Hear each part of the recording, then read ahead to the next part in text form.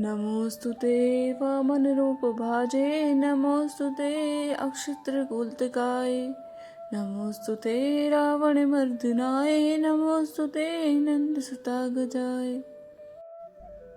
हे वामन रूपधारी, आपको नमस्कार है। अक्षत्रिय कुल का अंत करने वाले परशुराम रूप में आपको नमस्कार है।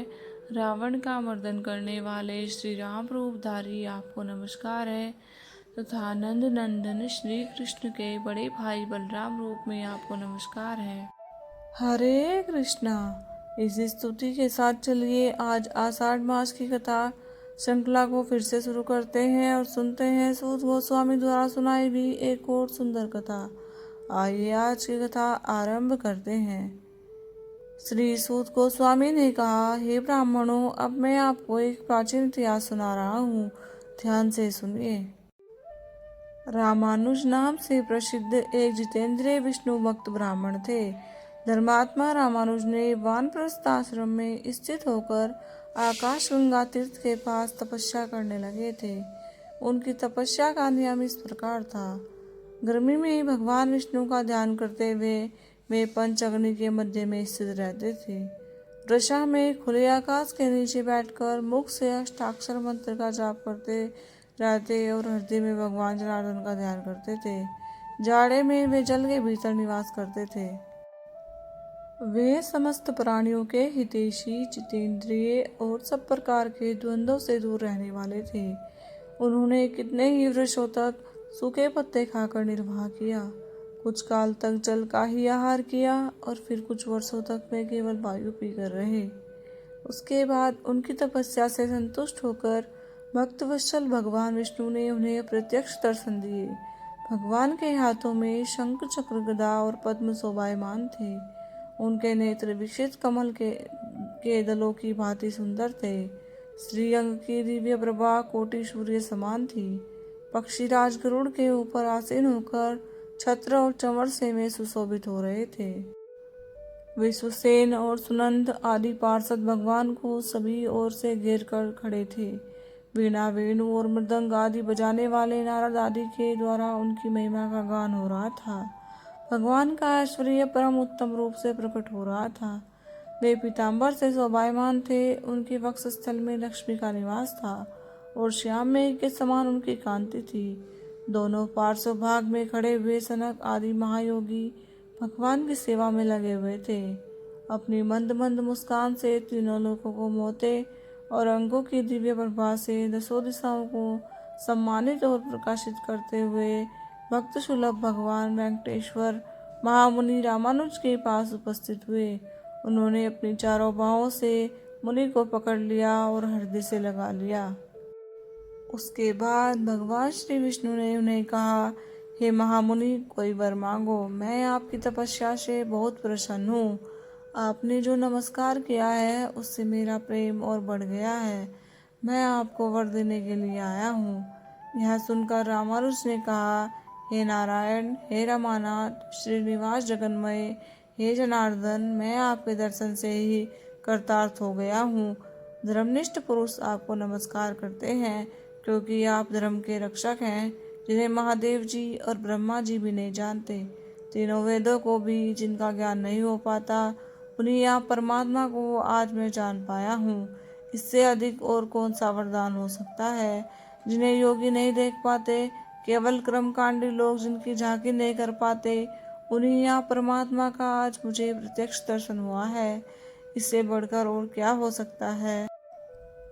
संपूर्ण जगत के स्वामी वेंकटेश्वर, मैं इतने से ही कृतार्थ हूँ।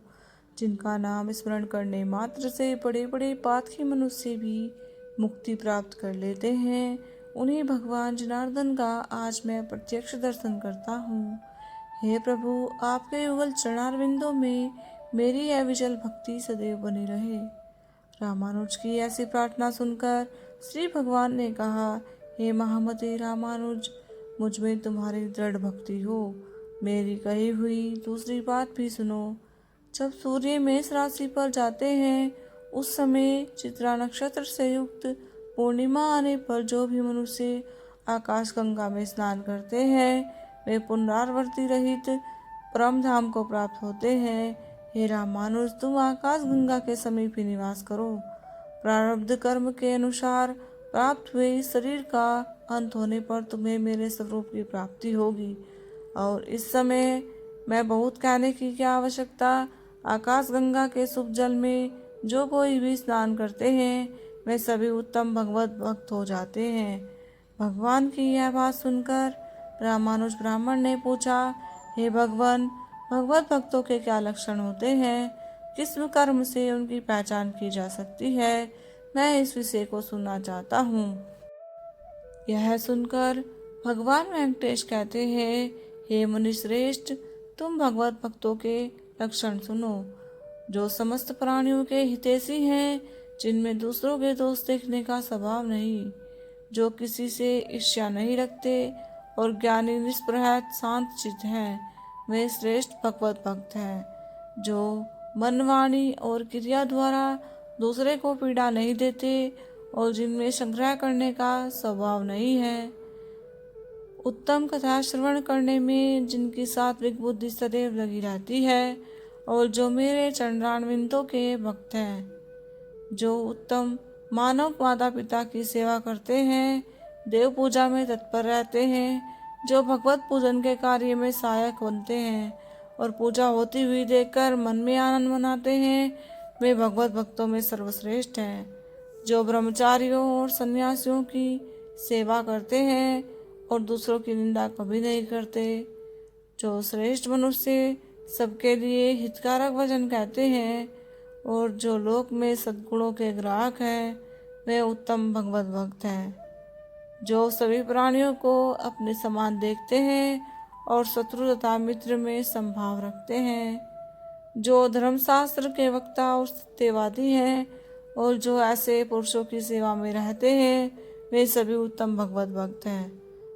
दूसरों का अभ्युदय देखकर जो प्रसन्न होते हैं और भगवान के नामों का कीर्तन करते रहते हैं, जो भगवान के नामों का अभिनंदन करते हैं और उन्हें सुनकर अत्यंत हर्ष में भर जाते हैं, संपूर्ण अंगों में रोमांचित हो उठते हैं, जो अपने आश्रम उचित आचार के पालन में तत्पर, अतिथियों के पूजक और वेदार्थ के वक्ता हैं, वे उत्तम वैष्णव हैं। जो अपने पढ़े हुए शास्त्रों को दूसरों के लिए बताते हैं और सर्वत्र गुणों को ग्रहण करते हैं, जो एकादशी का व्रत करते हैं, मेरे लिए सत्कर्मों का अनुष्ठान करते हैं, मुझ में मन लगाते हैं, मेरा भजन करते हैं और मेरे भजन के लिए लालायित रहते हैं एवं सदा मेरे नामों के स्मरण में तत्पर रहते हैं, वे उत्तम भगवत भक्त कहे गए हैं।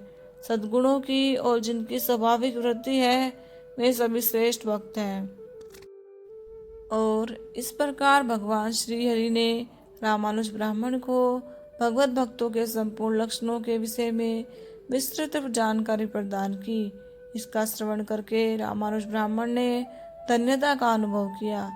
आजीवन भगवत भक्ति और तपस्या करते हुए जीवन के अंत में उन्होंने मोक्ष को प्राप्त किया।